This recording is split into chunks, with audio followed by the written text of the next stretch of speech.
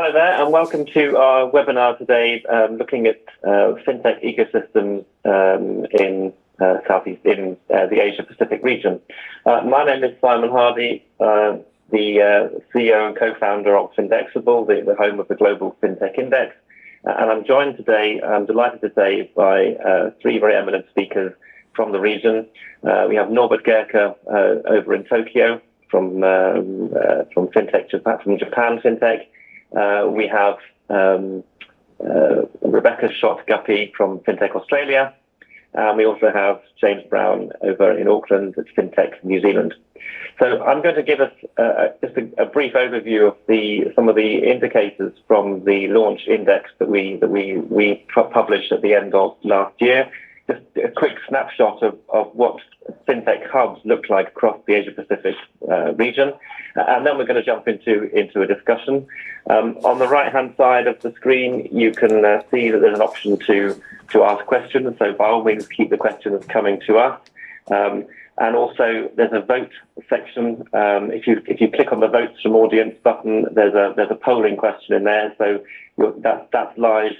Please go ahead and vote whenever you're comfortable and ready, and at some point we'll come back to that and look at the results. So, just a quick word about us. We launched the Global FinTech Index in December last year. The concept is really to kind of build out a large real-time indicator of fintech companies worldwide, and we started with a ranking of fintech cities and countries, which we published in December. We also work with a partner that looks at startup hubs generally, and some of the things we're going to be talking about today is how fintech hubs compare with startup hubs, what some of the differences are, and what the nuances are in terms of the challenges between building a fintech hub versus building a startup center. Let me just move the slide forward. There we go. So that's today's panelists, and we'll be meeting them very shortly. Please ask questions throughout the session. Some of the kind of key areas we want to talk about are there on your screen. Most important, it's really to get your involvement wherever we can, and so please use this as your opportunity to ask our really great speakers today some of the questions that you'd like to know and some of that are pertinent to your region or hub. We know that we've joined by quite a broad range of attendees from today's session, so we're delighted to welcome attendees from across Southeast Asia, but also Europe and the Americas. So yeah, please make use of the speakers that we've got on today. Just a couple of final slides from me then before we jump into the conversation. Looking at your screen there, you can see that there's a broad range of Asian markets, countries that are in the world's top 30 startup countries. And what we're going to talk about, obviously, is the fintech side of things. And on the next screen there, you can see what the fintech ranking looks like for different markets. And if you look at the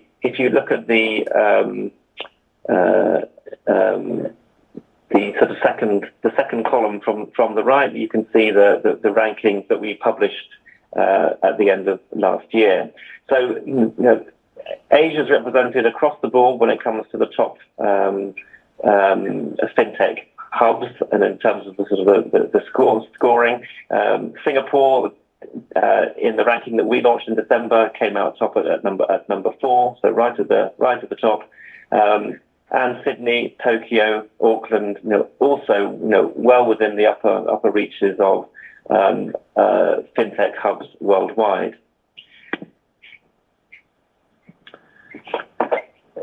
I think that one of the elements that we want to talk about today is really, this combination, this contrast between what is a startup nation, but also how does being a fintech hub compare? Because if you look at this screen, you can see that there's quite a big difference in the scores for different cities. So, as Singapore, for example, it came very close. It scores very highly when it comes to its development as a fintech centre, and quite a lot higher than its position as a fintech hub. Than its position as a startup centre, and I think that's really something that to me seems very interesting. And I think with the speakers that we've got today, it's going to be an interesting conversation. So that's enough from me. But so let's now jump into the conversation. I'd like to ask the panelists, if you just sort of looking at those numbers that are on the screen, the first column versus the second column, there are clearly sort of differences in how different cities compare when it comes to their position as a startup centre versus their position as a fintech hub. I'd like to go, around the room, as it were. Perhaps James, could we start with you? What for you are the essential ingredients to building a thriving fintech hub? And do you agree with what the scoring seems to be saying, which is that fintech hubs do differ quite markedly from a more general startup ecosystem position? Yeah, thanks, Simon. The numbers are interesting, I have to say. But certainly, if I look at New Zealand historically, we are a nation of startup stroke SMEs across a broad spectrum of sectors. FinTech, really, as most of us are aware, is still quite a new but emerging concept. If you go back sort of 4 or 5 years ago in certain jurisdictions, FinTech wasn't even really a thing. So when I look at the ranking for us in terms of startup, although it's still quite different to a number of other jurisdictions, it doesn't surprise me that we score better in that area, because if you look at some of the statistics coming out of the likes of Xero, 94% of the businesses and the companies actually in New Zealand fall into what we would consider to be that SME space. However, with the involvement of more collaboration and what you're talking about in terms of a hub nature, then we are starting to see more work being done very specifically in certain sectors. And clearly here in New Zealand, FinTech is definitely one of them at the top of the discussion points. Thank you very much, James. Norbert, what's your take on both the differences, but also what for you in Japan are the ingredients to being sort of successful, positioning Japan as a centre for fintech startup activity, but also for driving innovation in financial services. Right. Thanks, Simon.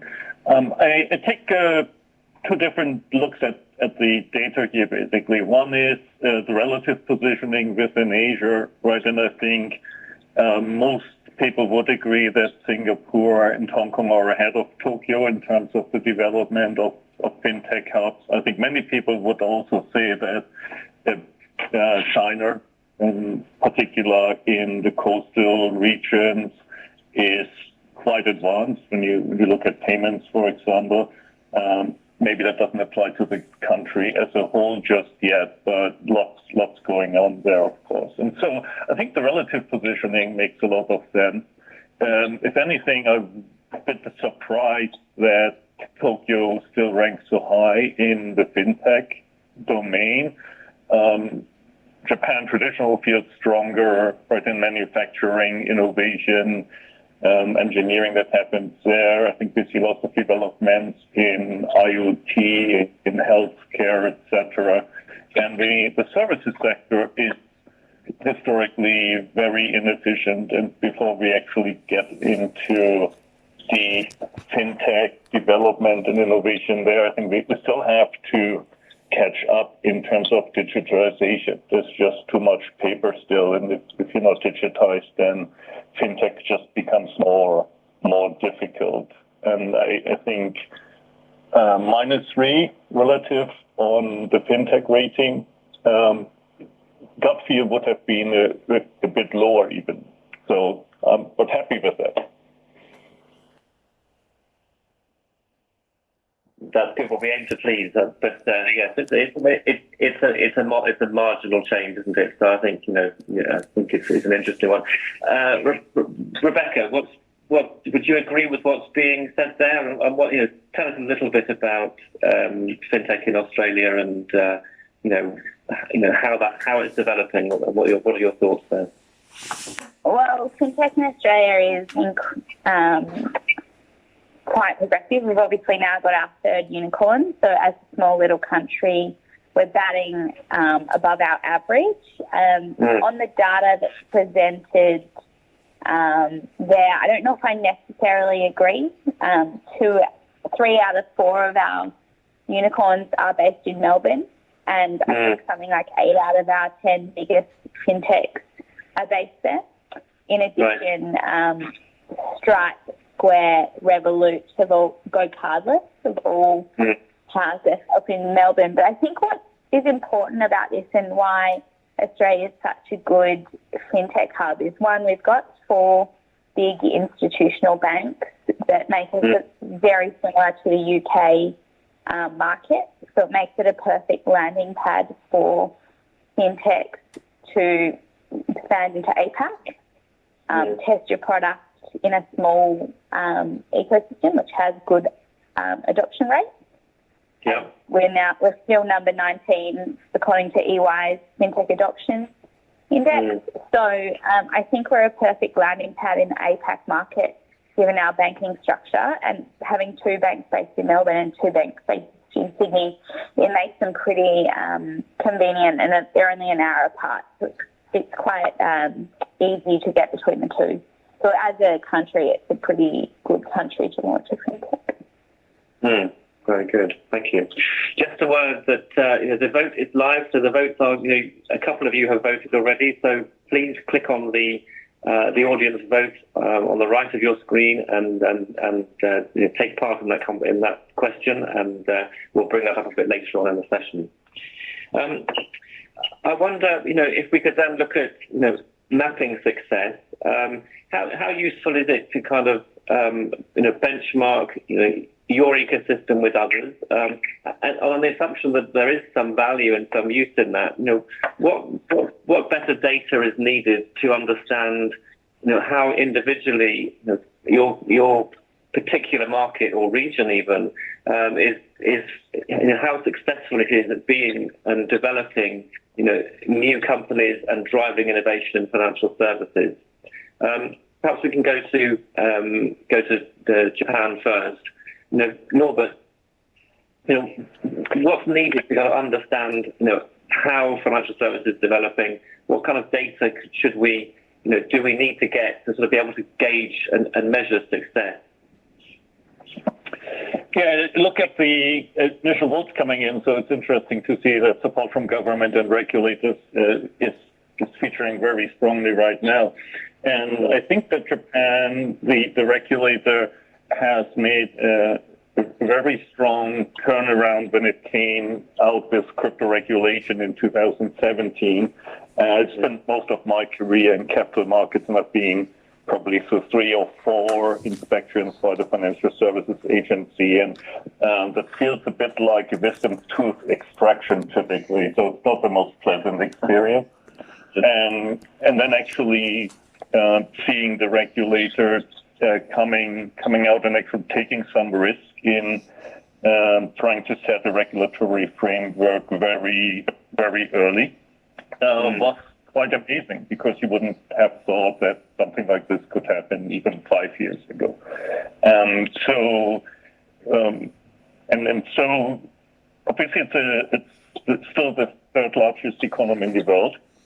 So it's not necessarily competing for kind of the launching pad kind of title, although 20 years of steady prices or even deflation certainly has led to the cost of living index becoming quite affordable in Japan. And so I came here 23 years ago, and the prices today are pretty much the same if you compare this to New York, Silicon Valley, London, even Singapore and Hong Kong, I think living is relatively affordable.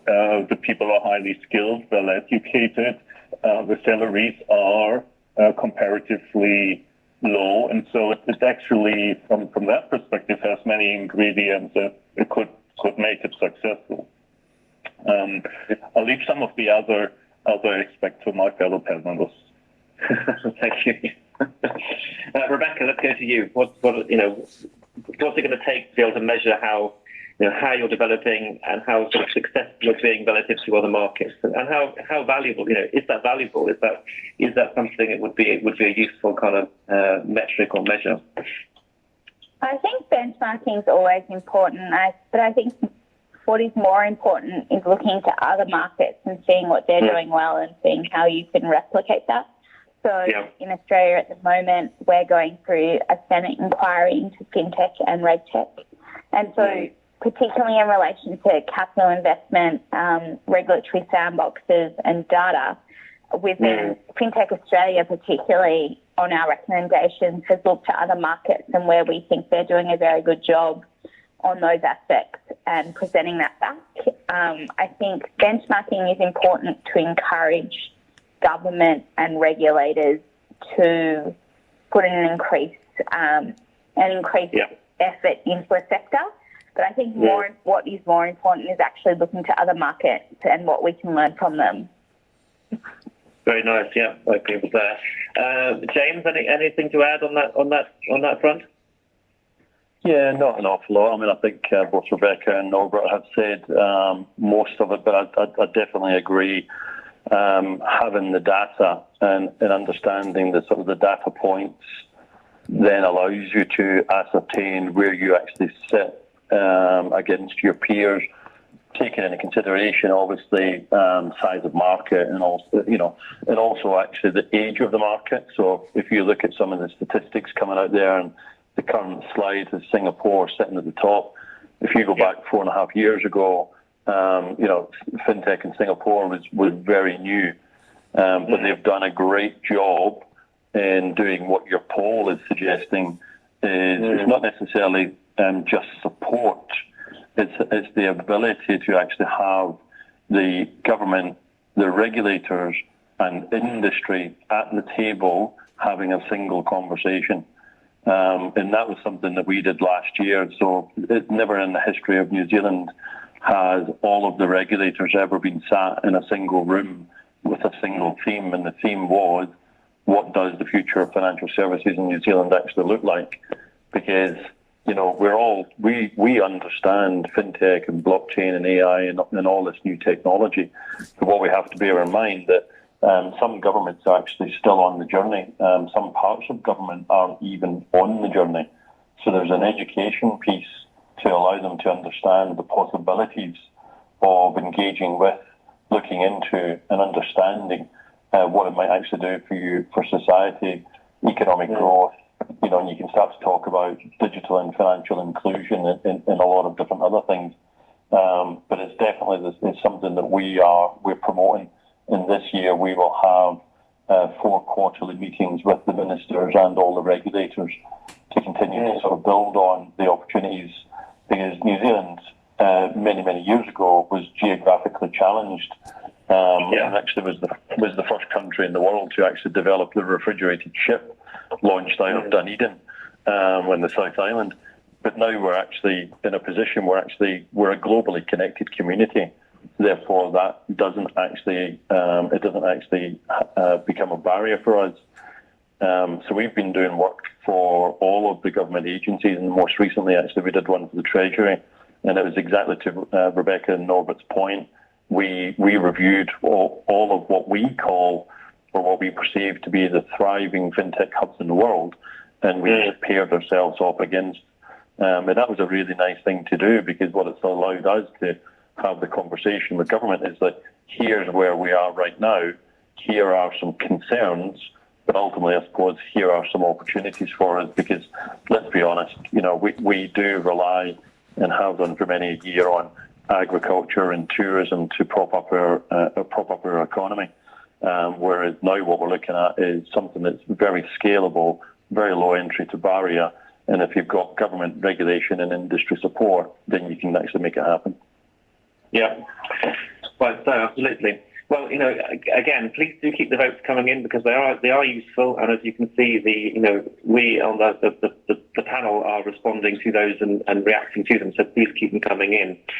Rebecca, you very generously brought us very kind of well into our next element of this conversation, which is around models and where does one look for inspiration and why.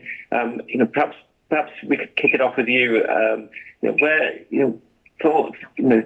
For Sydney, for Australia in general, rather, what is it that what kind of inspiration are you looking for? And can you name some names when it comes to other fintech hubs around the world? Do you think offer some sort of indicator as to what direction you might take in the future? Absolutely, but as a tragic Melburnian, we have to refer to Australia more broadly, not just Sydney. First of all, like looking at Singapore and some of the things they're doing in relation to super funds and investing in tech and startups, looking at Singapore and looking at how being a data body rather than multiple regulators looking after data as we have in Australia. We think the UK does a very good job in relation to investment and early stage investment and getting VC capital into the market. We're also looking at London and obviously the UK, and this will lead into something I know James wants to talk about, but for us, the consumer data right, which is our version of open banking, is kicking off at the moment and it's just past Parliament. So London and the UK with their open banking regime is something we've looked at, and the successes and the failures. So, for example, consumer adoption, how it's been rolled out, the right access, all these kinds of things are things that we looked at. And another key theme that we looked at overseas, and I think Singapore and the UK have both increased their investment, and New Zealand, is R&D tax. So I think for us, they're out some of our key things. I think some of those markets are doing a very good job with them. Thank you. Excellent. Norbert, I mean, by your own admission, you said that fintech in Tokyo and also the service sector, at large, I think you said, is at a sort of an earlier, more formative phase, and that bureaucracy and red tape makes that a problem. Given where you're at with fintech in Japan, therefore. What are some of the things you'd like to do? And again, what models are you looking to? Are you kind of broadly in line with what Rebecca was just talking about there? Absolutely in line. I think we're all great fans of Singapore. Right? I think it makes a difference if you run the country as a business, basically. And there's not many examples of that around the world. So that's a very commercial approach. And compared to London, we're in the same lucky position to have only one regulator, which I think is a great advantage, especially if you look at kind of the different responsibilities in the US and regulators basically fighting over different aspects of this emerging economy. So I don't want to repeat all of that, so I'll take a bit of an edge view here and say that basically there's two models, right, of developing an ecosystem. One is the developed country model where you have already structures in place, and which might make it more difficult to do innovative things because there's always an aspect of protecting the incumbents, maybe. And there's kind of the developing country world where these infrastructures don't exist yet. And from a Japan perspective, Cambodia is super interesting. They just rolled out a central bank digital currency. It's a system built by Soromitsu, that's a Japanese company. It's part of the Hyperledger Consortium.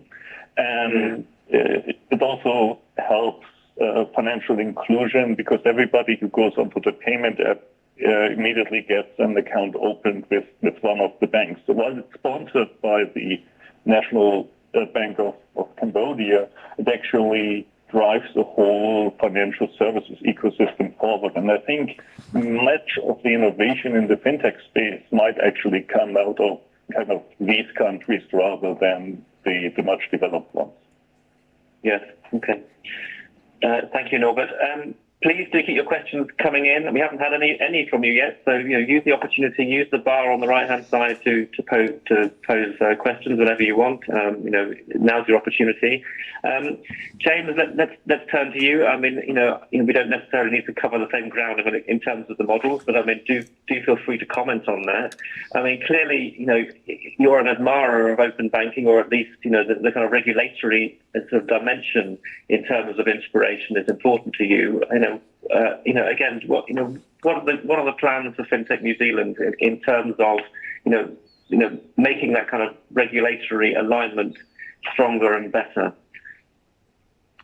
Yeah, I mean, I won't go over what both Rebecca and Norbert have said. I mean, people are generally going to pick out Singapore and the UK, possibly New York now being the sort of number one, overtaking Silicon Valley most recently. I also quite like actually what Hong Kong are doing. Arguably, you could say that they're a little bit behind the eight ball with their counterpart in Singapore, but they've got a very clear focus now actually of what they actually want to do going into the future. Large amounts of investment in Cyberport and Greater Bay Area, which is going to be, I think, really good for them now that all the troubles died down. But in terms of what I suppose we're looking at, everybody's obviously sat and viewed the UK, having gone through the regulatory framework into the open banking model. And you only have to visit the UK to understand it's really not working as effectively as most people would like you to believe. Australia, obviously, Rebecca, will go live a little bit later in the year. Where we sit is an interesting one because historically New Zealand government would actually look to the UK, then they'd look to Australia, then they'd make a decision, and generally they'd just follow suit. So, I've been sitting down with the PM and the ministers to basically say, I think that we're a much smaller market, therefore actually we could probably do things a little bit more agile. And I think that for us, at least, we want industry-led with government support. And I think that where we are right now, that's the theme that we're going at. And one of the pieces of feedback that we got from the minister at that regulation lunch is that that's the piece of work that they want us to continue on.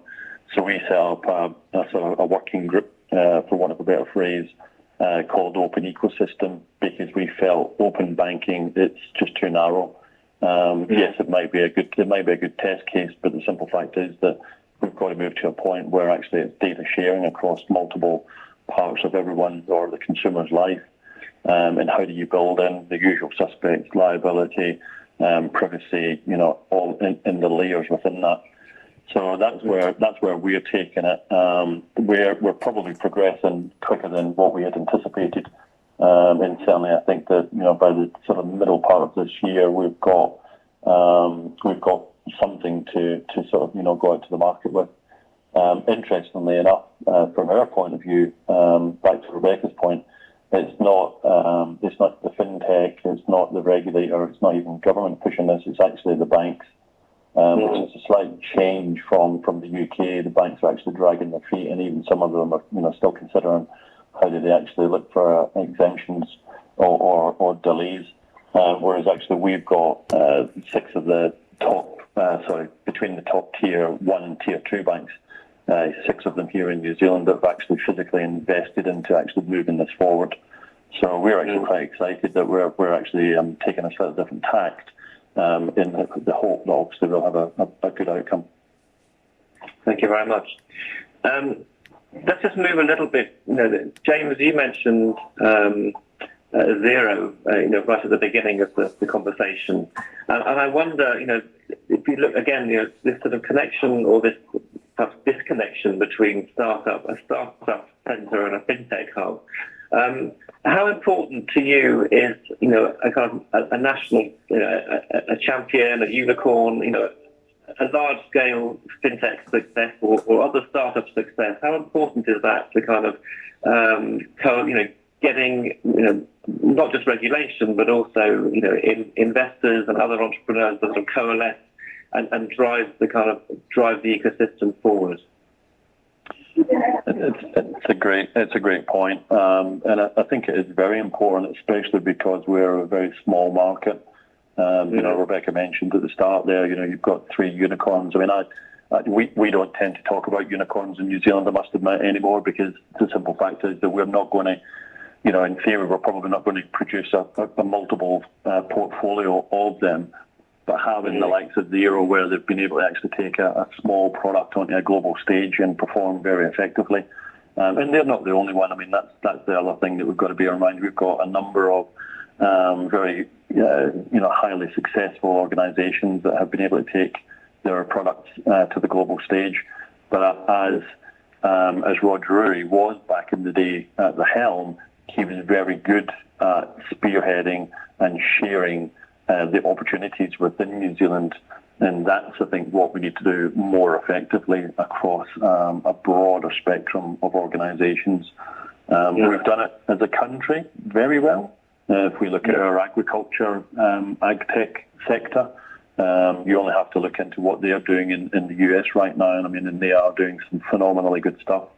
The UK government's also got behind them through the sort of the post-Brexit discussions, bearing in mind what's going on with the Welsh farming community as well. So I think it's about how you position it, but also how you use some of the other pieces of the jigsaw.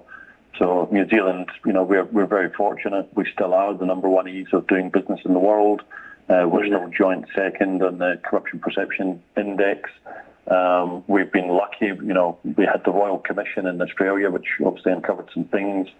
We had the RBNZ and the FMA, which is our local regulator here, do an investigation into the financial services, and they've also uncovered some things that they would like to see amended, but it was more around process rather than wrongdoing. So for me, it's about the positioning piece and how we share the story that then allows people to think, actually, maybe New Zealand's an area of interest. And certainly when we were back in the UK in September, wealthy individuals and wealthy families post-Brexit are looking for other markets that they haven't tapped into yet to explore, to diversify their portfolio. So that becomes quite exciting. Okay, thank you very much for that, James. Norbert, let's turn to you. I mean, Japan, in terms of the three panelists, is a bit of an outlier here. I mean, it's an enormous economy and it has a lot of national champions in pretty much every sector one can think of. For the fintech marketplace in Japan, how important is a sort of startup success going to be in terms of helping energize, galvanize the fintech ecosystem to kind of create new products? Or is it really just much more about, getting the regulations right and making, lowering some of the barriers to entry? Yeah, I mean, I think it's very interesting that many of the national champions that you described have, and I would say quite successful innovation hubs and innovation centers, but very often they're not necessarily in Japan. They are in Singapore and in Israel and in the West Coast in the United States, for example. And so the innovation happens outside the country, and it also allows you to fail kind of outside the country, which is just the nature of doing a startup, and then try and import it back. But that's not to say that Japan isn't innovative. I think quite to the contrary.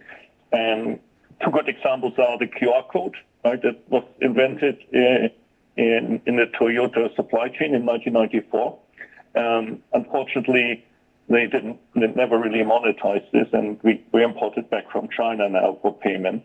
And actually, on Japanese mobile phones in 2006, you were able to execute payments. So you could use your mobile phone and go to the subway and pay with the technology. And it was 1 year before the iPhone came out. And obviously, the first version of the iPhone wasn't what it is today. And so I think the challenge for many of these technology innovations and inventions from a Japanese perspective is more to make it successful outside of Japan. And when you look at many of the startup pitches that entrepreneurs here make, then they often already have an exit plan when they do the first fundraising. And they're like, this is how we're going to exit it. Well, like in America, you would say, here's how in 3 years we become a world-beating company. Right? And it's a fundamentally different approach, and shaking this up a bit and maybe making it more ambitious and crazily ambitious from a Japanese perspective to actually succeed outside of the country and build really a unicorn that's a global unicorn. That will be a turning point. Yes. Okay. Well, we hope for that, of course. Rebecca, what's your take on this? I mean, is getting a kind of startup champion or a series of unicorns, is that what's really helping to kind of energize the marketplace? Do you see that kind of continued expansion in Australia because of the success you've had so far? I don't think getting more unicorns will make the market more successful. I think what's really going to drive market success in Australia is consumer awareness. So making sure consumers are aware of the products in market, whether that is the buy now and pay laters, which some are unicorns, whether that is ability to transfer money overseas with lower FX pricing, or its ability to switch banks thanks to open banking. I think general consumer awareness will drive growth of Australian fintech. In addition, I think Australian fintech seeing the export capability and the options in overseas markets will drive growth. We're only big enough. Australia's market's not big enough unless they, for most instances, expand overseas. So we're going to continue to need to see overseas companies receive unicorn status to motivate Australian companies. Great, thank you very much. Well, that does bring us sort of nicely to rounds us nicely to the kind of final dimension of this conversation before we close for today, which is that kind of the international dimension here. I mean, how important, how valuable is it for much greater connectivity, collaboration, and sort of knowledge sharing between different fintech hubs? Rebecca, do you want to sort of start on that? And what do you see as the opportunity? I think the biggest opportunity in this market is helping. We all run member organisations, and I think there's two ways this is really important. One way is to help our members grow. Connecting them into the right hub or the right regulator overseas is very important to their growth. And then another reason it's very important is that learning aspect. So when you have conversations with other regions and other markets, you often get a few takeaways you can bring back and implement in your own market. So I think the reason that the collaboration is important is ultimately how does it benefit our members and how does it help them grow or get more customers. Fine. Thank you very much. Norbert, and then James, perhaps do you want to add anything to what Rebecca's saying there? Yes, I think Rebecca used the term replicate earlier in the conversation. That's kind of how we refer to it, right? Ideas travel so tremendously fast in these times that you can't, if you just wait to kind of attack other markets, then somebody else will just have copied your idea. We call them replicants. And like it happened with Uber in Southeast Asia, so where Grab came in and Gojek and in China as well. So I think we need the connectivity, and that can take two forms. It can really take the copying and kind of replicating the business model, or it can ideally, and that's where we like the collaborations that we have also with FinTech Australia and FinTech New Zealand. There was a question out there, are we open to more? We absolutely would love to build out our international community links as well, because we have helped companies that come here get exposure to the market, connect with the right lawyers, regulators, etc. And I think the more we can do this in a bi-directional or multi-directional fashion, the stronger the whole ecosystem is globally, and that's ultimately what we're all aiming for. Thank you very much, Norbert. James, anything to add on that point? Yeah, I mean, I think I would also add, I mean, if you look at what the FCA in the UK did last year when they launched the Global Financial Innovation Network, which was sort of the first attempt to have a global sandbox. I think we've still only got maybe 14 or 15 regulatory bodies around the world signed up to that. So that gives us an indication that there's potentially more work to be done. But I think to Norbert and Rebecca's point, The simple fact is that these fintech companies are thinking global day one. How do I launch into multiple markets simultaneously, as opposed to, back in the day, at least from a New Zealand perspective, it would have been Australia, possibly go left towards the US, or possibly go right towards Asia. Now it's how do I land in 15 different jurisdictions literally at the same time? And you only do that if you've actually got collaboration. You only do that if you've got understanding of the local markets. And that's where you build that by, working with other bodies, like from our point of view, New Zealand Trade and Enterprise, MFAT, Department of International Trade. Rebecca works very closely with them as well. And we've picked about 5 or 6 that we've built really strong relationships with based on the feedback from our membership.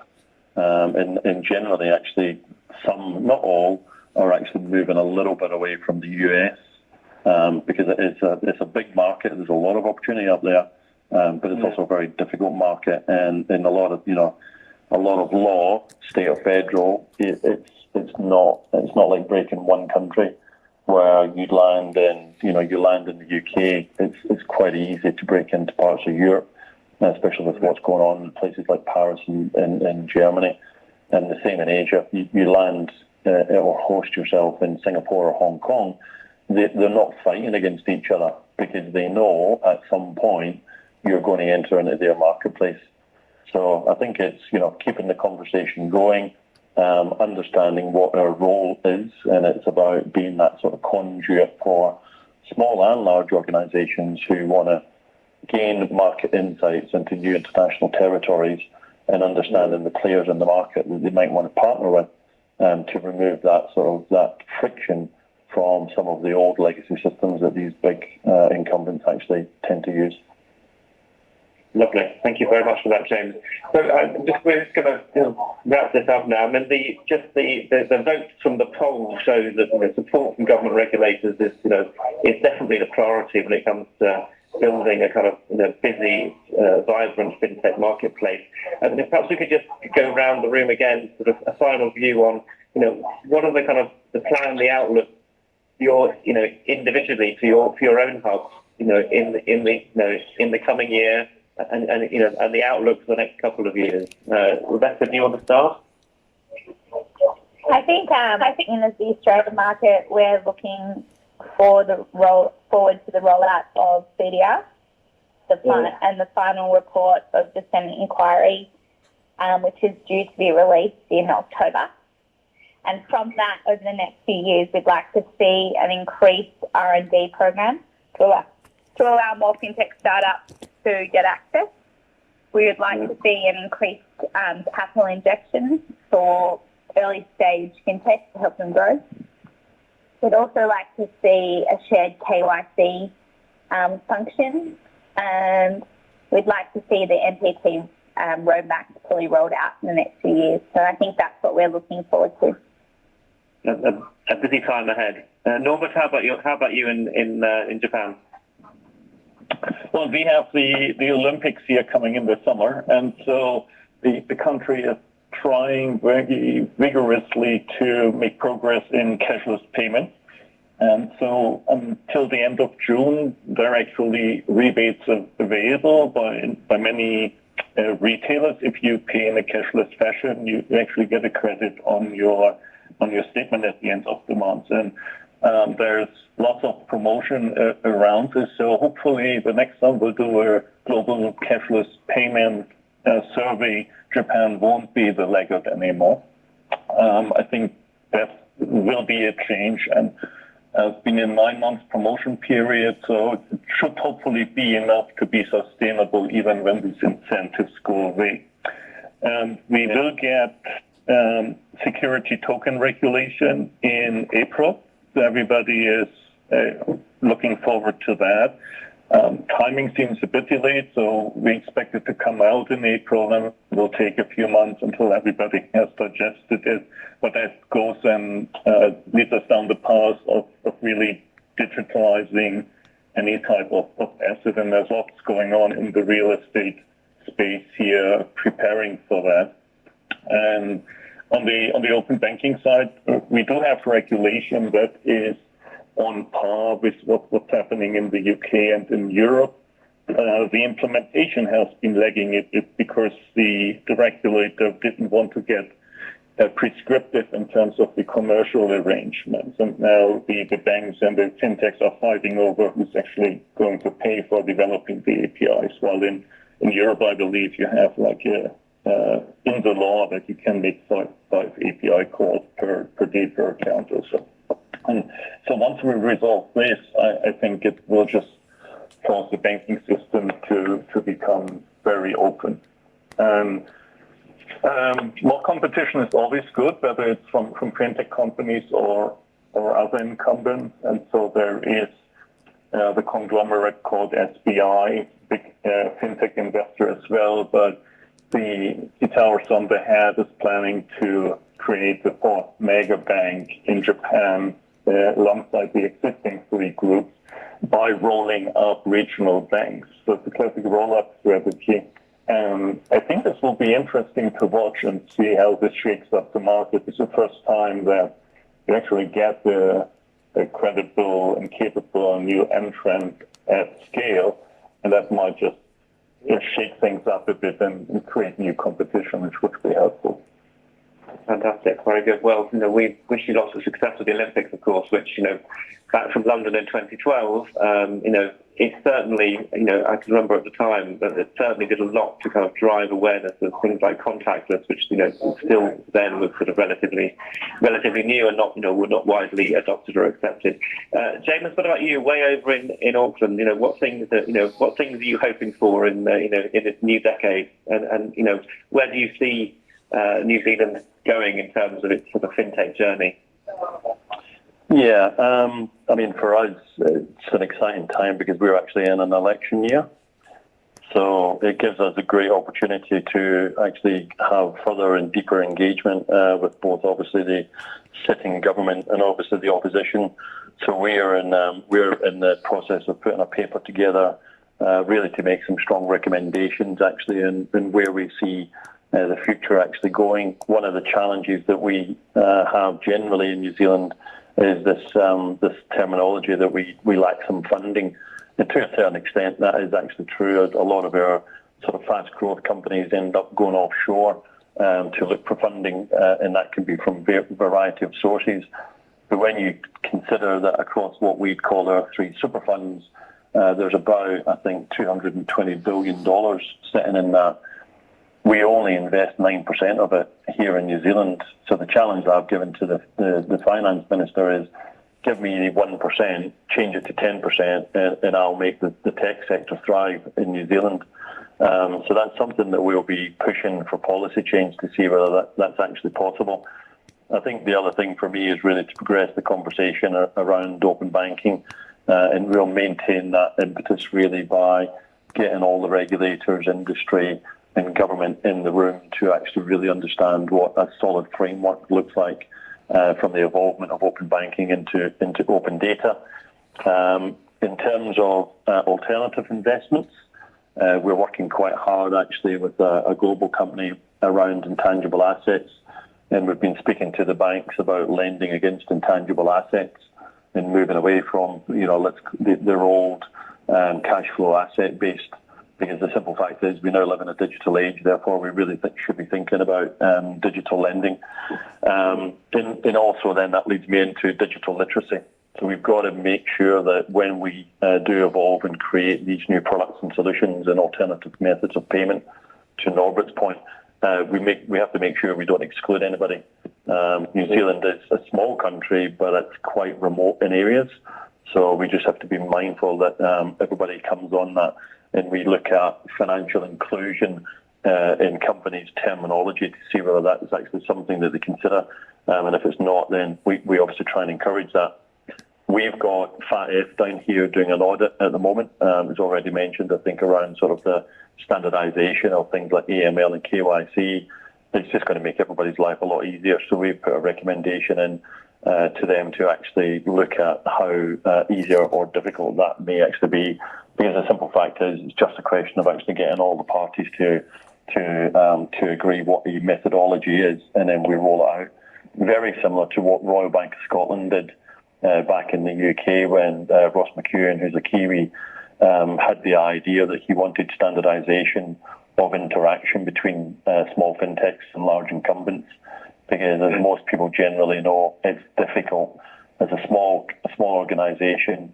You're burning capital waiting on a response from a big bank, and it's not always their fault, I must admit. It's just the due process that they have to go through. But the simple fact is, he took it upon himself to lead a piece of work, went to the British Standards Institute, got them to sign off on it, and then literally went to his 9 other peers and got them actually to accept it from a sector-wide perspective. So we've given it to one of the big banks here and said that I think you should lead that, which I think will be a really, really good outcome for us. And we'll just continue to build on some of that stuff that we've done before. We've supported Transparency New Zealand and a piece of work that they've done, which is the production of the Financial Integrity Systems Assessment, which is also endorsed by the RBNZ and the FMA, our local regulator. And that basically gives the industry another piece of a toolkit in their armoury to self-assess how well the industry is actually moving towards more transparency, because certainly in some of the instances we've seen in the last number of years across the globe, we definitely need some of that as well. So, and then we'll continue to do exactly what we've done and what others do is, go out, get into other markets, roll the sleeves up, get to meet people, understand the pros and the cons, and then be able to bring that information back to the members that are looking to expand into different jurisdictions. So quite a lot on the plate. Yes, indeed. Well, it's a busy time, particularly for all of us. Thank you to our panelists today. Thank you to James, to Norbert, and to Rebecca, of course. I hope it's been useful. I mean, James in particular, you mentioned, standardisation and sort of encouraging standards. And I hope, these kinds of forums, where we're talking to different hubs from around the world to help us drive connectivity. And sort of start to sort of set the template for sort of, more and deeper sort of sharing of information and expertise, and a way to overcome some of the challenges. So thank you to you, our audience today. Thank you to our panelists. The materials are available online. You can download the attachment from the slides that we presented earlier. And you can, catch up and watch this webinar, listen to this webinar again, which will stay hosted on the website. But that's all from us. Thank you again to our panelists, and come back, join us soon for our next regional webinar when we look at Europe in a couple of weeks. Thanks very much. Bye-bye. Thanks, everybody. Thanks, everyone. Thanks for having us. Thanks for having us. Bye-bye. Bye. Thanks. Bye-bye.